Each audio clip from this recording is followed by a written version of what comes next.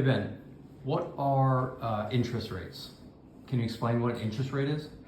An interest rate is a percentage in which you're paying back a loan, a percentage of the loan amount, right? So an interest rate payment would be a percentage of the loan amount. For example, let's say you're borrowing $1 million and your interest rate is 12%, for example.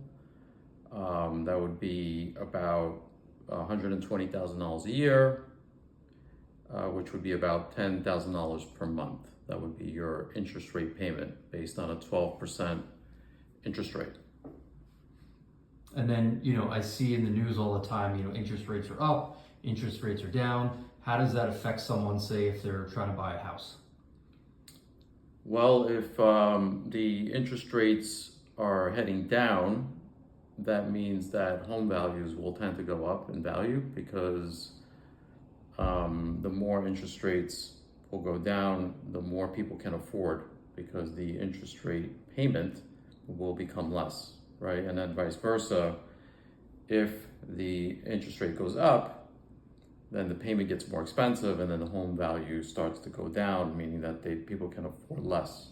So when you go for a loan at a bank, if you want to buy a home, for example, the bank will qualify you based on your salary, what you're making.